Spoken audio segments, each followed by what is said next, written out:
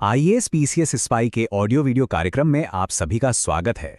आज हम NCERT audio video series में भूगोल की क्लास 11 की एनसीईआरटी के चैप्टर 3 पर चर्चा करने जा रहे हैं। अगर आपने पिछले चैप्टर को नहीं देखा तो मेरा सुझाव है आपको पहले उसे देख लेना चाहिए ताकि इस चैप्टर के लिए पृष्ठभूमि तैयार हो सके। अगर आप हमारे चैनल से जुड़े हैं तो आगे आपको बहुत कुछ नया और कंसेप्ट बेस सीखने को मिलेगा। तो चलिए शुरू करते हैं। पृथ्वी हमारा घर, ये विशाल गोला जिस पर हम रहते हैं, चलते हैं और अपना पूरा जीवन बिताते हैं। पर क्या हमने कभी आराम से बैठकर ये सोचा है कि हमारे पैरों के ठीक नीचे जमीन की गहराइयों में मीलों अंदर आखिर है क्या? क्या वहां सिर्फ मिट्टी और पत्थर हैं या कुछ और?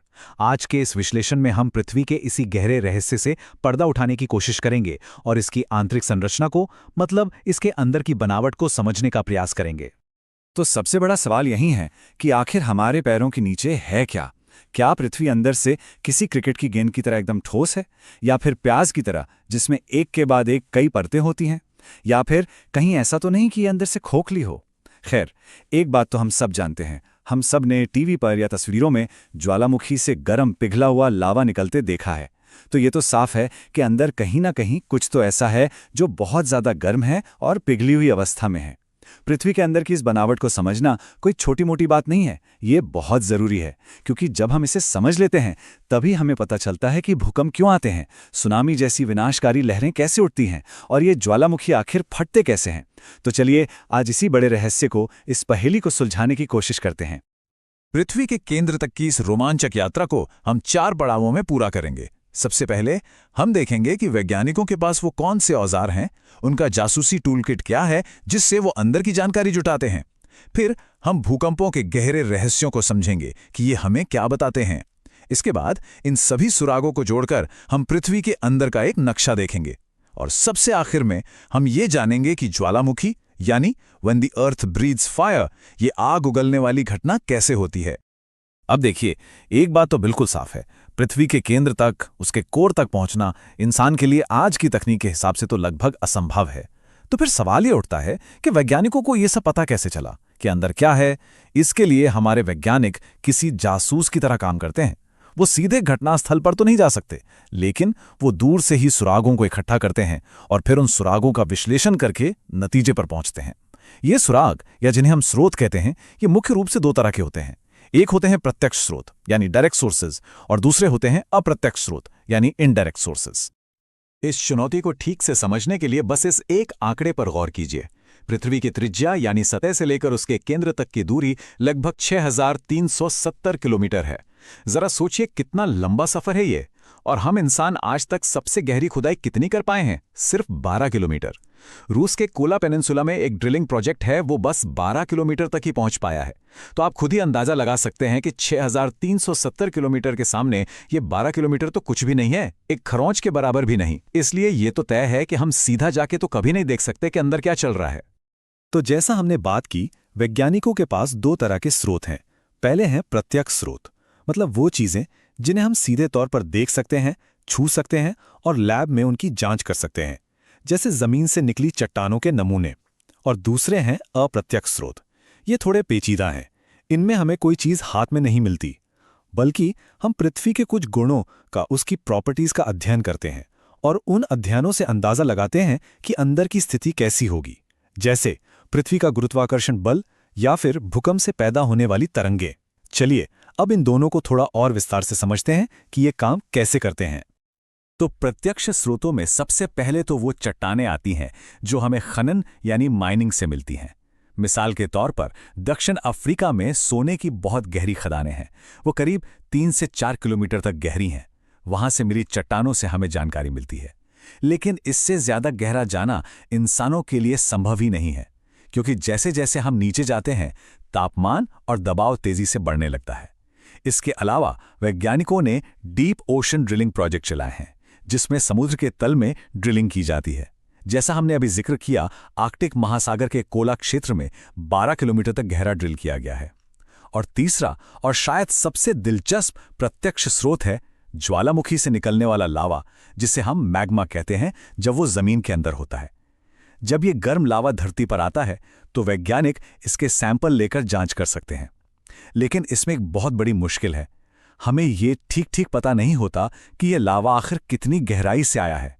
तो आप देख सकते हैं, ये सारे स्रोत जरूरी तो हैं, पर ये हमें पृथ्वी की सतह की बस एक पतली सी ऊपरी परत की ही जानकारी दे पाते हैं। तो फिर असली जासूसी का काम कहां से होता है? वो होता है अप्रत्यक्ष स्रोतों से। इनसे हमें कमाल की जानकारियां मिली हैं, जैसे कि उल्कापिंड यानी मीटियोर्स, जो कभी-कभी अंतरिक्ष से आकर धरती पर गिरते हैं। ऐसा माना जाता है कि ये उल्कापिंड भी उसी पदार्थ से बने हैं जिससे हमारी पृथ्वी बनी थी। तो इनकी बनावट का अध्ययन करके हम पृथ्वी के अंदरूनी हिस्से की बनावट के बारे में अंदाजा लगा सकते हैं। दूसरा है गुरुत्वाकर्षण। आपको शायद ये जानकर हैरानी हो कि पृथ्वी पर गुरुत्वाकर्षण बल हर जगह एक जैसा नहीं है। अक्षांशों के हिसाब से इसमें थोड़ा थोड़ा अंतर आता है। इस अंतर को ग्रेविटी अनोमली कहते हैं और इससे वैज्ञानिकों को अंदाजा लगता है कि पृथ्वी के अंदर भारी और हल्के पदार्थ कहां-कहां और कैसे बटे हुए हैं। इसी तरह चुंबकीय सर्वेक्षण यानी मैग्नेटिक फील्ड सर्वेस से भी हमें कोर के बारे में जानकारी मिलती है। लेकिन इन सब में जो सबसे शक्तिशाली, सबसे महत्वपूर्ण औजार हमारे पास हैं, वो हैं भूकंपीय तरंगे यानी साइज्मिक वेव्स। ये वो मास्टर की है जिसने पृथ्वी के अंदर के सारे दरवाजे खोल दिए। तो चलिए अब हम अपना पूरा ध्यान अपने सबसे महत्वपूर्ण सुराग पर लगाते हैं, यानी भूकंप। ये सुनने में थोड़ा अजीब लग सकता है, लेकिन भूकंप जैसी विनाशकारी घटना ही वैज्ञानिकों के लिए सबसे बड़ी नेमत साबित हुई है। जब भूकंप आता है तो असल में वो पूरे ग्रह के लिए एक तरह के एक्सरे या अल्ट्रासाउंड की तरह काम करता है। भूकंप से जो तरंगें निकलती हैं वो पूरी पृथ्वी से होकर गुजरती हैं और इन तरंगों के व्यवहार का अध्ययन करके ही वैज्ञानिकों ने पृथ्वी के अंदर की लगभग पूरी तस्वीर बना ली है। तो सबसे पहले ये समझ लेते हैं कि भूकंप है क्या। बिल्कुल साधारण भाषा में कहें तो भूकंप का मतलब है पृथ्वी का कांपना। ये एक प्राकृतिक घटना है।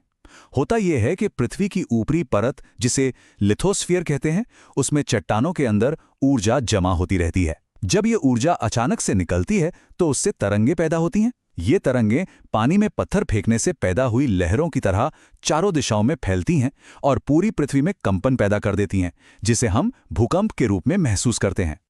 भूकंप से जुड़ी दो जगहों को समझना बहुत ही जरूरी है, क्योंकि अक्सर लोग इनमें कंफ्यूज हो जाते हैं। पहली जगह है फोकस या उद्गम केंद्र, जिसे हाइपोसेंटर भी कहते हैं।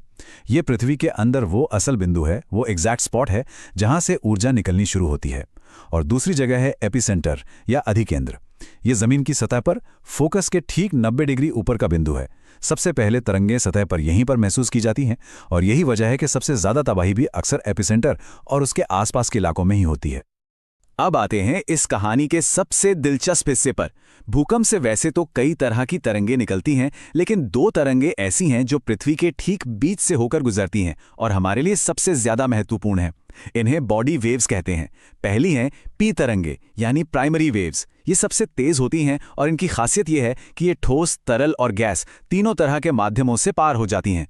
लेकिन दूसरी हैं एस तरंगे यानी सेकेंडरी वेव्स। ये थोड़ी धीमी होती हैं और इनकी एक बहुत ही खास, कह सकते हैं एक जिद्दी आदत है जो हमारे लिए सबसे बड़ा सुराग बनी। वो आदत यह है कि एस तरंगे सिर्फ और सिर्फ ठोस चीजों से ही गुजर सकती हैं। जैसे ही इनके रास्ते में कोई तरल या गैस आती है, ये वहीं रुक जाती हैं या गायब हो जाती हैं। और एस तरंगों का यही इनकार कि मैं तरल पदार्थ से होकर नहीं जाऊंगी, बस इसी एक जानकारी ने वैज्ञानिकों को वो चाबी दे दी जिसकी उन्हें सदियों से तलाश थी। इसी एक तथ्य ने पृथ्वी के सबसे बड़े और सबसे गहरे रहस्य का पर्दाफाश कर दिया। अब सवाल है कैसे? चलिए देखते हैं।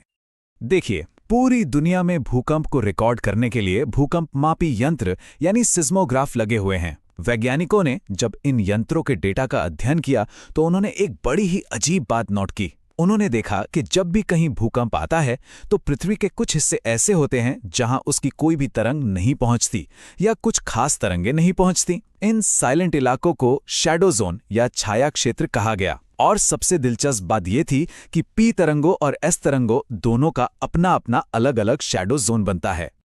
और यहीं पर विज्ञान का वो आहा वाला पल आता है। वैज्ञानिकों ने जब एस तरंगों के डेटा को देखा तो पाया कि एपिसेंटर से 105 डिग्री की कोणीय दूरी के बाद एस तरंगे पृथ्वी पर कहीं भी रिकॉर्ड नहीं होती। मतलब 105 डिग्री के बाद का एक बहुत बड़ा इलाका एस तरंगों का शैडो जोन है। इसका क्या मतलब हुआ? जरा याद कीजिए, एस तरंगों की आदत क्या थी? वो तरल से नहीं गुजर सकती। तो इसका तो एक ही सीधा सा मतलब हो सकता है कि पृथ्वी के केंद्र के पास एक बहुत बड़ी तरल परत है जो इन एस तरंगों को अपने अंदर से गुजरने ही नहीं दे रही, उन्हें रोक रही है। और बस इसी एक खोज ने ये अकाट्य रूप से साबित कर दिया कि पृथ्वी का बाहरी कोर, आउटर कोर, तरल अवस्था में है। ये विज्ञान की सबसे बड़ी और शानदार खोजों में से एक थी। तो अब जब हमने ये समझ लिया है कि वैज्ञानिकों ने ये सब पता कैसे लगाया, उनकी जासूसी की तकनीक क्या थी, तो चलिए अब उस नक्शे को देखते हैं जो उन्होंने इन सभी सुरागों के आधार पर पृथ्वी के अंदर का बनाया है। इस भूकंपीय डेटा का गहराई से विश्लेषण करके वैज्ञानिकों ने पृथ्वी को 4 मुख्य परतों में बांटा है। तो ये हैं वो 4 परतें, जैसे एक प्याज में होती हैं। सबसे ऊपर है क्रस्ट या भूपरपटी। ये वो परत है जिस पर हम रहते हैं, हमारे घर, पहाड़, समंदर सब इसी पर हैं। ये बहुत ही पतली और ठोस परत है, जैसे सेब का छिलका। महाद्वीपों के नीचे इसकी मोटाई करीब 30 से 70 किलोमीटर तक होती है, लेकिन महासागरों के नीचे ये बहुत पतली, सिर्फ 5 किलोमीटर के आसपास होती है। क्रस्ट के ठीक नीचे है मैंटल, जो करीब 2900 किलोमीटर की गहराई तक फैला है। मैंटल का ऊपरी हिस्सा एक खास अवस्था में है, न पूरी तरह ठोस, न पूरी तरह तरल, एक गाढ़े पेस्ट की तरह, जिसे एस्थेनोस्फीयर कहते हैं। ज्यादातर ज्वालामुखी का लावा यहीं से आता है। फिर 2900 किलोमीटर के बाद शुरू होता है आउटर कोर या बाहरी कोर, जो 5150 किलोमीटर की गहराई तक है। जैसा हमने अभी खोजा, ये परत तरल अवस्था में है और लोहे और निकल जैसी धातुओं से बनी है। और सबसे अंदर पृथ्वी का दिल है इनर कोर या आंतरिक कोर। और यहां एक और मजेदार बात है, ये ठोस है। हालांकि यहां तापमान सूरज की सतह से भी ज्यादा है, लेकिन इसके ऊपर बाकी सारी परतों का दबाव इतना ज्यादा है कि वो पदार्थ पिघल ही नहीं पाता और ठोस अवस्था में ही रहता है। यहां एक और जरूरी शब्द को समझना जरूरी है, और वो है लिथोस्फीयर या स्थलमंडल। ये कोई अलग परत नहीं है, बल्कि पृथ्वी का सबसे ऊपरी कठोर हिस्सा है, जिसमें पूरी क्रस्ट और मैंटल का सबसे ऊपरी ठोस भाग शामिल होता है। इसकी मोटाई करीब 10 से 200 किलोमीटर तक होती है। यही वो विशाल ठोस प्लेटें हैं जिन पर हमारे महाद्वीप और महासागर टिके हुए हैं, और ये प्लेटें नीचे मौजूद अर्ध पिघले हुए चिपचिपे एस्थेनोस्फीयर पर बहुत धीरे धीरे तैरती या सरकती रहती हैं। अब जब हम पृथ्वी की परतों को, खासकर उस गर्म पिघली हुई परत एस्थेनोस्फीयर को समझ गए हैं, तो हम ज्वालामुखी की घटना को, यानी when the earth breathes fire, बहुत बेहतर ढंग से समझ सकते हैं। हमने बात की थी कि मैंटल के ऊपरी हिस्से यानी एस्थेनोस्फीयर में पिघली हुई चट्टानें होती हैं, जिन्हें हम मैग्मा कहते हैं। जब यही मैग्मा गैसों के दबाव की वजह से किसी कमजोर जगह से जमीन को फाड़कर सतह पर आ जाता है, तो उसी घटना को हम ज्वालामुखी विस्फोट कहते हैं। ज्वालामुखी भी कई तरह के होते हैं, जो उनके लावा की प्रकृति पर निर्भर करता है। अगर लावा बहुत पतला हो और तरल हो तो वो शांति से बहता है और बड़े फैले हुए शील्ड ज्वालामुखी बनाता है, जैसे हवाई के द्वीप। अगर लावा बहुत गाढ़ा और चिपचिपा हो तो वो गैसों को बाहर नहीं निकलने देता और जबरदस्त विस्फोट के साथ फटता है, जिससे मिश्रित ज्वालामुखी बनते हैं। कुछ ज्वालामुखी तो इतने ज्यादा विस्फोटक होते हैं कि वो विस्फोट के बाद खुद ही अंदर धंस जाते हैं और एक बड़ा गड्ढा बना देते हैं, जिसे कैल्डेरा कहते हैं। और कभी-कभी दरारों से बहुत ही पतला लावा निकलकर हजारों लाखों वर्ग किलोमीटर तक फैल जाता है, जिन्हें फ्लड बेसाल्ट प्रांत कहते हैं। हमारे भारत का जो दक्कन का पठार है, वो इसी का एक बेहतरीन उदाहरण है। अब एक और दिलचस्प बात, ये जरूरी नहीं है कि सारा का सारा मैग्मा सतह पर पहुंच ही जाए। बहुत सारा मैग्मा ऊपर आने की कोशिश तो करता है, लेकिन रास्ते में ही जमीन के नीचे ही चट्टानों की परतों के बीच में ही फंसकर धीरे धीरे ठंडा होकर जम जाता है। इससे जमीन के नीचे ही अलग अलग तरह की आकृतियां बन जाती हैं, जिन्हें हम अंतर्वेदी आकृतियां या इंट्रूसिव फॉर्म्स कहते हैं। ये जमीन के नीचे बनी आकृतियां कई तरह की होती हैं। जब मैग्मा का एक बहुत बड़ा पिंड गहराई में एक बड़े गुंबद की तरह जम जाता है, तो उसे बैथोलिथ कहते हैं। ये ग्रेनाइट के बने होते हैं और पठारी इलाकों की जड़ होते हैं।